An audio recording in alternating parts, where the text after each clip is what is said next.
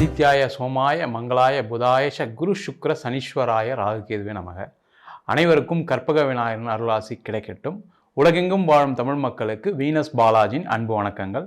நான் Venus astro அகாடமியின் ஜோதிட பேராசிரியர் மற்றும் சோழி பிரசன்ன ஜோதிட ஆராய்ச்சியாளராக இருந்து அனைவருக்கும் போய் ஜோதிடம் சேர்ந்த பணியில் இருக்கோம். நம்ம சேனலில் ஃபஸ்ட் டைம் பார்க்குறீங்கன்னா சப்ஸ்கிரைப் பண்ணிக்கோங்க. பெல் பட்டனில் ஆல் ஆப்ஷன் ப்ரெஸ் பண்ணுங்கள். நம்ம இன்றைக்கி 12 ராசி அன்பர்களுக்கு அடுத்த 60 நாட்கள், அதாவது டிசம்பர் மாதம் 31ஆம் தேதி வரைக்கும் எந்தெந்த மாதிரி பலனை கொடுக்க போகுது, எந்தெந்த விஷயத்தில் கவனமாக இருக்கணும். எப்பவுமே ஒரு காலகட்டத்துலையும் பார்த்திங்கன்னா சில விஷயங்கள் நல்லதும் சில விஷயங்கள் கெட்டதும் எப்போயுமே எல்லாருக்குமே கலந்து நடக்குது.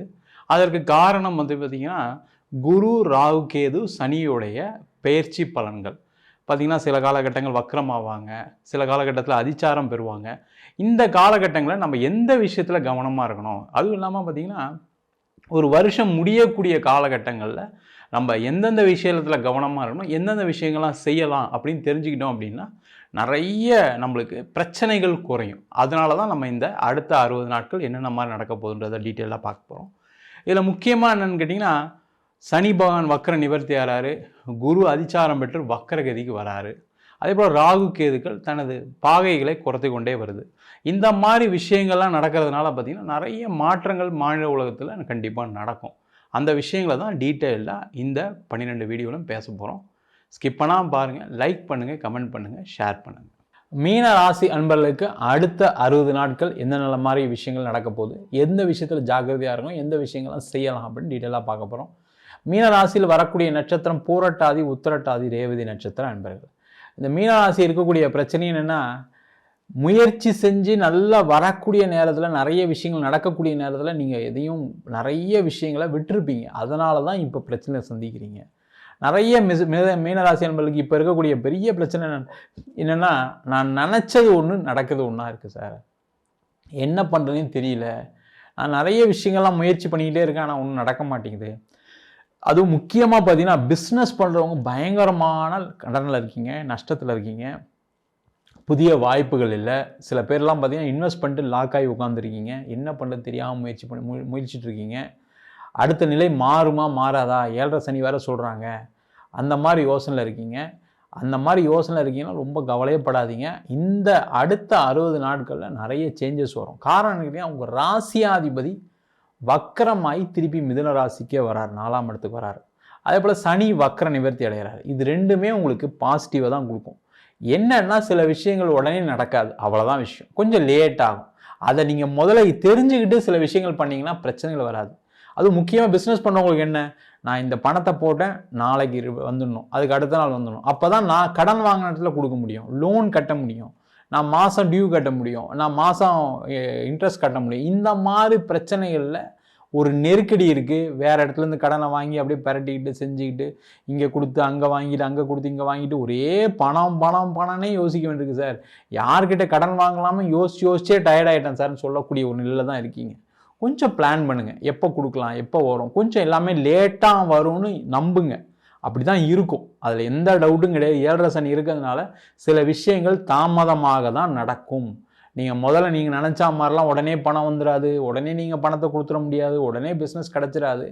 அதை நீங்கள் யோசித்து செஞ்சிட்டீங்க அப்படின்னாவே லைஃப்பில் முதல்ல பிரச்சனைகள் கம்மியாகும். அதே மாதிரி சில விஷயங்களை பேப்பரில் எழுதுங்க. நிறைய மறதிகள் வரும், நிறைய குழப்பங்கள் இருக்கும். ஆனால் நீங்கள் என்ன பண்ணுங்கள், ஒரு பேப்பரில் எடுத்து இதை நாளைக்கு இதை செய்ய போகிறோம், நாளைக்கு இதை செய்ய போகிறோம்னு எழுதுங்க. அதேமாரி யாருக்கு பேமெண்ட் கொடுக்கணும், யாருக்கு பேமெண்ட் கொடுக்கக்கூடாது, யாருக்கு ப்ரியாரிட்டி கொடுக்கணும் அப்படின்றத கொஞ்சம் அட்ஜஸ்ட் பண்ணுங்கள். சார் எல்லாருக்குமே பணம் கொடுத்து தான் ஆகணும், கண்டிப்பாக அதில் எந்த டவுட்டுமே வேண்டாம், இருக்குது. ஆனால் அதில் யாரை மேனேஜ் பண்ண முடியும்னு கொஞ்சம் யோசிச்சு பண்ணீங்க அப்படின்னா அது உங்களுடைய கடன் தொல்லையிலேருந்து ஒரு ரிலாக்ஸேஷனை கொடுக்கும். நிறைய விஷயங்களை யோசிப்பீங்க, பிஸ்னஸை வேறு லெவலில் கொண்டு வரதுக்கான ஒரு வாய்ப்புகளை இந்த விஷயங்கள் கொடுக்கும். அதே போல் இந்த காலகட்டத்தில் பண வரவுகள் வருமா சார்னா வரும், பிஸ்னஸில் வளர்ச்சி இருக்குமானா இருக்கும், அதில் எந்த டவுட்டும் வேண்டாம். அதில் கண்டிப்பாக நடக்கும். என்னென்னா கொஞ்சம் தாமதமாகும், அதை தான் திருப்பி சொல்கிறோம். அதை நீங்கள் கொஞ்சம் அட்ஜஸ்ட் பண்ணிக்கிட்டீங்கன்னா ப்ராப்ளம் வராது. அதுமாதிரி வேலையில் இருக்கீங்களா, வேலையில் இருக்கவங்களுக்கு நெருக்கடி இருக்குமானா இருக்கும், பிரச்சனைகள் வருமானா பிரச்சனைகள் வரும். தேவையில்லாத விஷயத்தில் தலையிடாதீங்க. உங்கள் வேலை என்னமோ அதை செஞ்சுட்டு போங்க. சார் நான் அப்படி தான் இருக்கேன், பட் இருந்தாலும் என்னை டார்ச்சர் பண்ணுறாங்க, தேவையில்லாத எனக்கு ஏதாவது ஒரு பிரச்சனை எட்டு வந்து விடுறாங்க, அந்த மாதிரி இருக்கும். அப்போ நீங்கள் தெய்வ வழிபாடு பண்ணுறது நல்லது. உங்கள் ஜாதகத்தை பார்த்துங்க, பார்த்துட்டு என்ன தெய்வ வழிபாடு பண்ணால் நம்மளுக்கு பிரச்சனைலேருந்து விலகி இருக்கலாம் தெரிஞ்சுக்கங்க. அதே போல் இந்த காலகட்டத்தில் வேலை மாற்றத்துக்கு எதுவும் ட்ரை பண்ணாதீங்க. இருக்கிற வேலையில் கண்டினியூ பண்ணுங்கள். நீங்கள் வேலை மாறினாலும் அங்கே போய் ஏதாவது ஒரு பிரச்சனை வரதுக்கான சான்சஸ் தான் இருக்குது. இருக்கிற வேலையும் விட்டுட்டு போயிடுவீங்க, அதனால் பாதிப்புகள் வரும். கொஞ்சம் கவனமாக இருங்க. வேலை இல்லவே இல்லை சார், வேலை போயிடுச்சு சார் அப்படின்னவங்க வேலை தேடுங்க. நீங்கள் எதிர்பார்த்த சம்பளம் கிடைக்காது, நீங்கள் எதிர்பார்த்த பதவிகள் கிடைக்காது. நல்லா நான் வச்சுக்கோங்க. அதை நீங்கள் எனக்கு கிடைச்சாதான் நான் வேலை பார்ப்பேன். கொஞ்சம் கௌரவம் அதிகமாக பார்க்கக்கூடியவர்கள் மீனராசி என்பது, அதில் எந்த டவுட்டும் கிடையாது. அது தேவை தான். ஆனால் இப்போ அது நடக்குமான்னு கேட்டால் நடக்காது. தேவையில்லாமல் பழைய மாதிரி சம்பளம் கிடைச்சாதான் செய்வேன். இப்போ ஒரு 20% 30% சம்பளம் கம்மியாக இருந்தாலும் எடுத்துக்கங்க. உங்களுடைய வேலையை பார்த்து அவங்களே உங்களுக்கு சம்பளம் அதிகமாக கொடுப்பாங்க. ஏன்னா அந்த அளவுக்கு திறமை வாய்ந்தவர்கள் மீனராசி. எந்த விஷயம் கொடுத்தாலும் சரி உங்களால் செய்ய முடியும். அது எந்த வேலையாக இருந்தாலும் சரி, அந்த திறமை இருக்குது. உங்களால் 4 பேருக்கு நல்லது நடக்கும், அதில் எந்த டவுட்டும் கிடையாது. ஆனால் இப்போ நேரம் சரியில்லாதனால நீங்கள் எதிர்பார்த்த நீங்கள் போய் உட்காந்து பேசுனீங்கன்னாவே நீங்கள் ஏதாவது ஒரு இதுக்கு சேலரிக்கு நெகோஷியேட் பண்ணாவே இல்லை எங்களால் இவ்வளோ கொடுக்க முடியாதுன்னு தான் ஆரம்பிப்பாங்க. சார் அப்படி தான் சார் சில வேலையெல்லாம் விட்டுட்டேன் அப்படின்னு நிறைய பேர் சொல்லுவீங்க. அந்த மாதிரி யாராவது இருந்தீங்கன்னா கமெண்ட் பண்ணுங்கள். கண்டிப்பாக அது இருந்திருக்கும். அந்த மாதிரி இல்லாமல் இருக்கிற வேலையை எடுத்துங்க.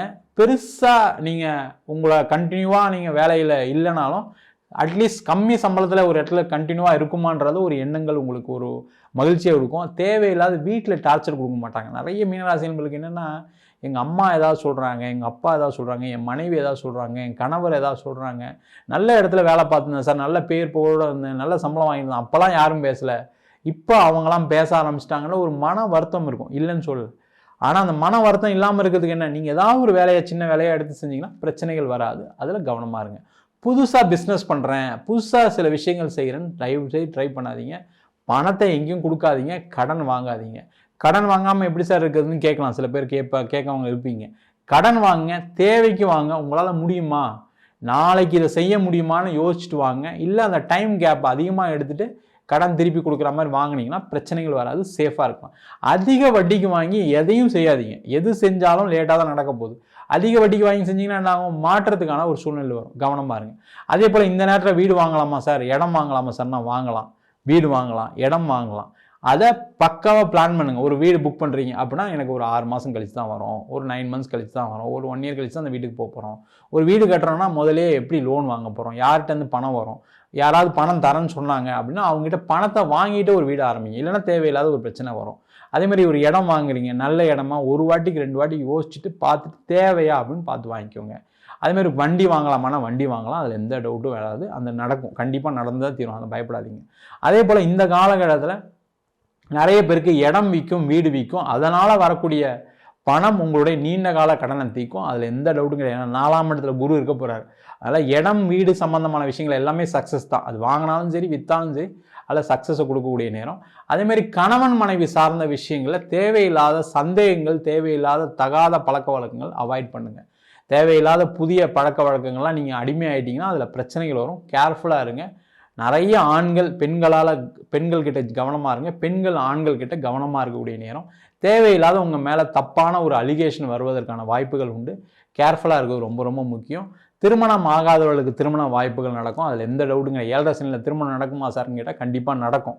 அப்போ தான் கல்யாணம் ஆகும். அதனால் நீங்கள் வரன் பார்க்க கல்யாணம் பண்ணிக்கிறதுல ஒன்றும் தப்பு கிடையாது. செய்யுங்க, நல்லபடியாக நடக்கும், ஒன்றும் பயப்படாதீங்க. அதே போல் நிறைய மீனராசி என்பவர்களுக்கு இந்த காலகட்டத்தில் திருமணம் சார்ந்த பிரச்சனைகளுக்கு ஒரு முடிவு வரும். அது நல்லதோ கெட்டதோ, சேர்ந்து வாழணும்னு நினச்சிங்கன்னா சேர்ந்து வாழறதுக்கான ஒரு வாய்ப்பு கிடைக்கும். இல்லை சார் எனக்கு அதெல்லாம் தேவையில்லை, நான் பிரிஞ்சு தான் வாழ போகிறேன்னா அதற்கான ஒரு நிவர்த்தியும் கிடைக்கக்கூடிய ஒரு நேரமாக இருக்குது. அதற்கான முயற்சிகளை செய்யலாம். அதேமாதிரி குழந்தை இல்லாதவர்கள் இந்த காலகட்டத்தில் ட்ரீட்மெண்ட் எடுத்தால் தான் நடக்கும். அதற்கான முயற்சிகள் செய்வது சிறப்பு. மொத்தத்தில் பார்த்திங்கன்னா மீனராசி என்பதற்கு எல்லாமே நல்லா தான் இருக்குது. நீங்கள் கொஞ்சம் பொறுமையாக எல்லாத்தையும் ஹேண்டில் பண்ணிங்கன்னா நல்லது. எல்லாமே கொஞ்சம் டிலே ஆகும், சில விஷயங்கள் வேகமாக நடந்துடாதுன்னு நீங்கள் புரிஞ்சுக்கிட்டீங்கன்னா நல்லது. புதிய முயற்சிகள், புதிய இன்வெஸ்ட்மெண்ட்டுக்கு எதுவும் ட்ரை பண்ணாதீங்க. உடல்நலம் சார்ந்த விஷயங்களை கவனமாக இருங்க. பிபி இருக்குது, சுகர் இருக்குன்னா அதுக்கு ரெகுலராக மெடிக்கேஷன் எடுத்துங்க, டாக்டரை பாருங்கள். பெருசாக பிரச்சனைகள் எதுவும் வராது. ஆனால் நீங்கள் ரொம்ப கேர்லெஸ்ஸாக இருந்தீங்கன்னா பிரச்சனைகள் வந்தே தீரும். கவனமாக இருப்பது சிறப்பு. நம்ம சொன்ன பலன்கள் அனைத்தும் பொதுவான கோச்சார பலன்கள். உங்கள் ஜாதகத்தில் சனி பகவான் வக்கரமாக இருந்தாருன்னா நம்ம சொன்ன பலன்கள் நல்ல மாறி நடக்கிறதுக்கான சான்சஸ் இருக்குது. அதே போல் மற்ற கிரகங்களுடைய கோச்சாரம் ரொம்ப முக்கியம். உங்கள் ஜாதகத்தில் கூடிய கிரகணிலும் ரொம்ப முக்கியமாக இருக்குது. தசாபுத்தி அப்படின்னு சொல்கிறோம். அந்த தசாபுத்தி பார்த்திங்கன்னா நிறைய பேருக்கு பிரச்சனைகள் அனுபவிக்கக்கூடிய தசாபுத்தியாக இந்த ராகு தசை, சனி தசை, கேது தசை அதிகமாக இருக்குது. இதெல்லாம் பாவகிரகங்களுடைய தசை. அப்படி இருக்கும்போது கெட்ட பிரச்சனைகள் வரும்ன்றது எல்லாருக்குமே தெரியும். ஆனால் சுபகிரகங்கள்னு சொல்லக்கூடிய சுக்கிரன், அதே போல் குரு, அது மட்டும் இல்லாமல் புதன், இந்த திசையிலும் நிறைய பிரச்சனைகளை சந்திக்கக்கூடிய அன்பர்கள் நிறைய பேர் இருப்பீங்க. அவங்க உங்கள் சுய ஜாதகத்தை பார்த்துட்டு முடிவுகள் எடுப்பது சிறப்பு. ஜாதகம் என்கிட்ட பார்க்கணும்னு நினச்சிங்கன்னா கீழே இருக்க நம்பருக்கு வாட்ஸ்அப் பண்ணிட்டு ஜாதக பலனை தெரிந்து கொள்ளலாம். ஜாதகம் இல்லாதவங்களுக்கு சிங்கிள் பேஜில் பிடிஎஃப் ஃபார்மேட்டில் வெறும் 99 ரூபாய்க்கு ஜாதகம் கொடுக்குறோம். டீட்டெயில்டாக வேணும், நோட்டில் எழுதுன மாதிரி வேணும்னு நினச்சிங்கன்னா 51 பக்கம் கொண்ட டீட்டெயில்டான ஜாதக நோட்டு வெறும் 500 ரூபாய்க்கு கொடுக்குறோம். அதில் பலன்கள் வராது. சில பேர் ஃபோன் பண்ணி நோட்டில் எழுதி தருவீங்களான்னு கேட்குறீங்க. நோட்லையும் எழுதி தரோம். அதுக்கு ஒரு வாரம் டைம் எடுத்துக்கிறோம். வேணுன்றவங்க கீழே நம்பருக்கு வாட்ஸ்அப் பண்ணுங்கள். நம்ம வீனஸ் ஆஸ்ட்ரோ அகாடமியில் அடிப்படை ஜோதிட பயிற்சி வகுப்புலேருந்து வகுப்புகள் நடத்திட்டுருக்கோம். கிரகம்னா என்ன, நட்சத்திரம்னா என்ன, ஒரு ஜாதகம் எப்படி பார்க்கறது, என்ன மாதிரி பலனை கொடுக்கும், ஒரு ஜாதகத்தில் என்ன பிரச்சனைகள் இருக்குது அப்படின்னு சொல்லி கொடுக்குறோம். அது மட்டும் இல்லாமல் திருமண பொருத்தம், வாஸ்து, நியூமராலஜி, அதே போல் பிரசன்ன ஜோதிட முறையில் தாம்பூல பிரசன்னம், சோழி பிரசன்னம், அஷ்டமங்கல பிரசன்னம், இந்த பிரசன்னங்கள்லாம் பார்க்கும்போது என்னன்னா வாழ்க்கையில் எதனால் இந்த கஷ்டங்கள் வருது, எதனால் நல்லது நடக்குது அப்படின்னு பார்க்கக்கூடிய ஒரு அற்புதமான பிரசன்ன வகுப்புகள் நடத்திட்டு இருக்கோம். அது மட்டும் இல்லாமல் தெய்வ பிரசன்னம் சொல்லக்கூடிய தெய்வத்தை எப்படி பிரதிஷ்டை பண்ணுறது, எந்தெந்த மாதிரி தெய்வங்கள்லாம் நம்ம பிரதிஷ்டை பண்ணலாம் அப்படின்னு சொல்லி பார்க்கக்கூடிய தேவ பிரசன்னம் முதற்கொண்டு சொல்லித்தரோம். ஆண் பெண் இருபாலரும் படிக்கலாம். வயது வரம்பு கிடையாது. குறைந்த கட்டணத்தில் வகுப்பு நடத்திட்டு இருக்கோம். நேரடி வகுப்பாக நடக்குது. வெளியூர் வெளிநாட்டில் படிக்கிறவங்க ஆன்லைன் வகுப்புலையும் சேர்ந்து படிக்கிறாங்க. படிக்கணும் விருப்பப்படுறவங்க கீழே இருக்க நம்பருக்கு வாட்ஸ்அப் பண்ணிட்டு பயிற்சிக்கான விவரங்களை தெரிந்து கொள்ளலாம். உங்களிடம் விடைபெறுவது வீனஸ் பாலாஜி. சர்வஜனா சுகினோ பவந்து.